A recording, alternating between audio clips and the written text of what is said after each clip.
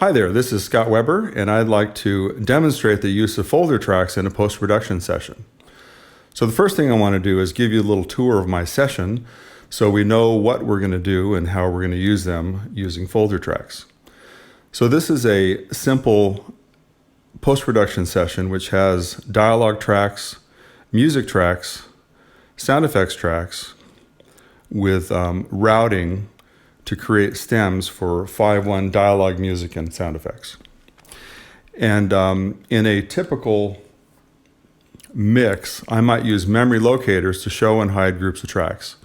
So you can see here that I've set up memory locator 1 for all my dialogue tracks. And when I push that, I see my dialogue tracks, and those same tracks also show up on my control surface. I can also access those memory locators by dot the number and dot again. So if I want to access the music tracks, I can do dot to dot.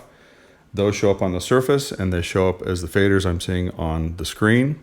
Dot 3 dot is my effects. Dot 4 dot is my BGs. And dot 9 dot, I see all my tracks again. So to create a folder track, it's similar to creating a standard track, and I can either access it from my track menu to create a new track, or I like short keys, so I'm going to do Shift Command N, which brings up my new track dialog. And by using the up down arrows, I can go up and create either a basic folder track or a routing folder track. And by using left and right arrow, I can choose the track configuration I want. So in this case, I'm going to create a 5-channel basic folder, or just a folder track which doesn't have any routing capability. It's just creating a folder that I can put tracks into. So let's create that and call it DX tracks. And I can see that show up here on my mix page. So I'm going to take all of my, first of all, let's just show the dialog track. So all we're doing is seeing those tracks and not the others. So let's take all of my dialog tracks, and I can just drag those into the folder track.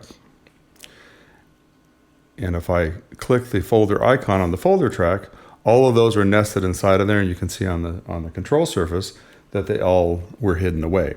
Now the problem with using a standard folder track, especially on a legacy control surface like the icon, is that there's no functionality in this fader. This is basically a dummy fader, which its only function is a visual one on screen to show and hide tracks. So let's show those tracks again. And I'm going to delete that track, but make sure that I keep all of its members because I don't want to get rid of my tracks. So this time, if I create a new folder track, but this time a routing folder track in a 5.0 configuration, and call that DX tracks. Put that at the head of all my tracks over here. So when I drag all these tracks into that folder, I now have the ability, because what that folder track has done is it's created a new bus for dialog tracks. So I can actually route all of those tracks that are inside of this folder through this new folder track. Well, let's take it a step further. Instead of doing that, let me delete that track, that routing folder track, keep all of its members. I'm going to take the existing tracks I already have, and let's do this in the edit window this time, so you can see a little better how I'm using those. So this is my dialog master, which includes my chains, which are being fed from all the tracks here. And if I right-click on this track, it gives me the option of converting an aux track into a routing folder. Well, that's very convenient because I already have a master here, which is an aux track. So I'm going to go ahead and convert that into a folder track. I'm going to take all the dialog tracks that were in that, below that, they're feeding into them already. I'm just going to drag them up into here.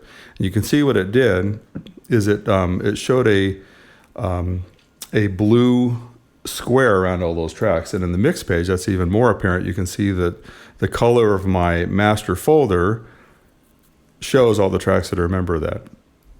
So then on the edit page, when I fold that down, are the same. This is the same routing that I've already used in my master. I've just turned that into a folder track. Well, let's go a step further and take my my dialog chain and convert that into a routing folder. And then I'm going to take all the tracks that are feeding into that, and I'm going to put those inside of my chain folder. So now I've created a nested folder group of my dialog master and my dialog chains. So there's my top level. There's all the my dialog chain with all of its members. And so I very quickly created a couple of folder tracks that are just replacing what I've already had in my session as chains and masters.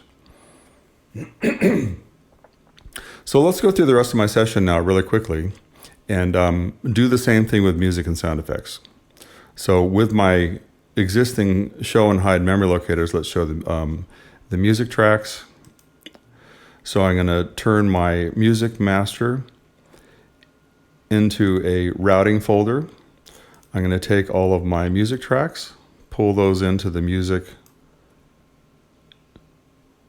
folder track group.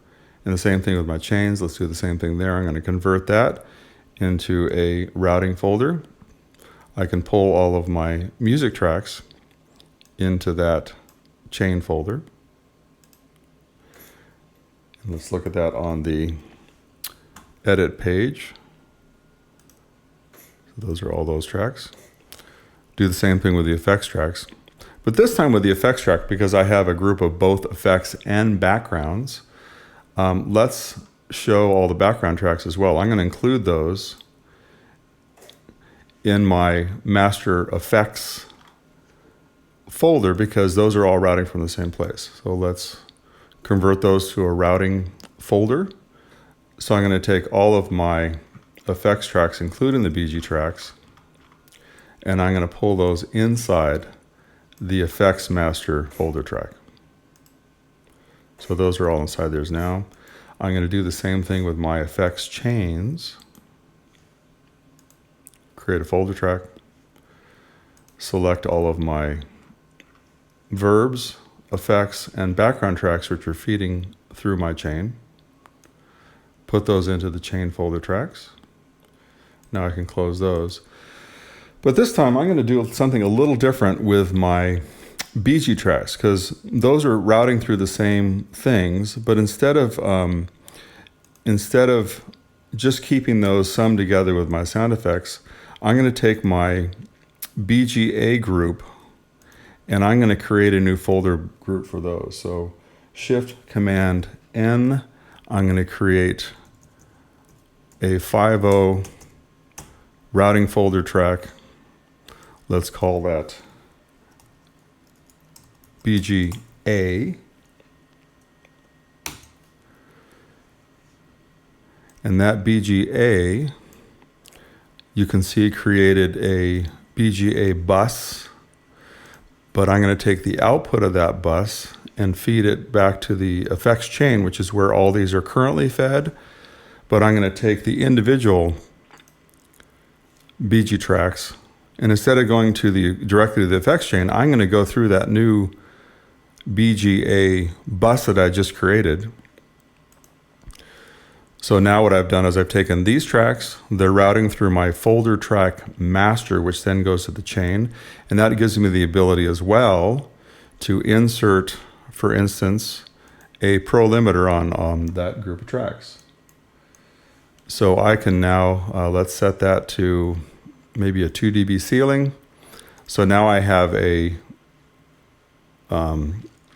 set of BG tracks here. Oh, and let's label it because we want to be able to see that visually.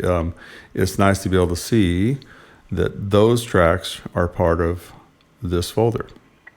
So let's drag those into the new folder track I created. Then we can see the new light blue square that's around those tracks. And I'm going to repeat the same function with my BGB tracks. So create a new 50 routing folder track.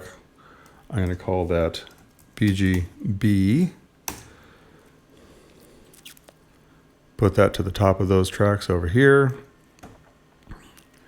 I'm going to route those to my effects chain. I'm going to take all those members of BGB and route them to my new bus that was created, which is the BGB bus.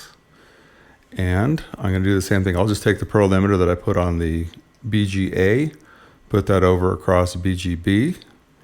And now I have to take these tracks and drag them into my BGB folder track. And when I hide those and show them, they open and close that set of folder tracks. We want to make sure and put a nice color to this too. Let's make that the same light blue as we did the other BG track. So if I look on the edit page again here, I can see the lines on the left side of the mix window that show that those are members of folder tracks. I have the top level of all my effects.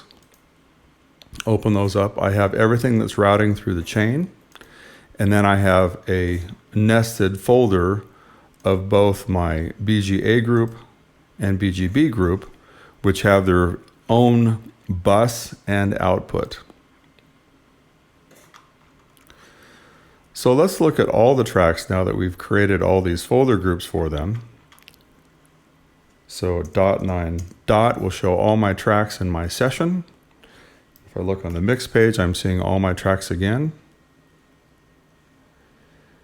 And back on my edit page, if I hold the Option key and close the top level of folder tracks, it's going to fold all those down. So all I'm seeing is those master folder tracks. And you can see in my session, the only thing left are all my monitor channels. So let's create a track for those as well. So Shift Command N, let's make those a 5.1 routing folder track. And I'm going to call those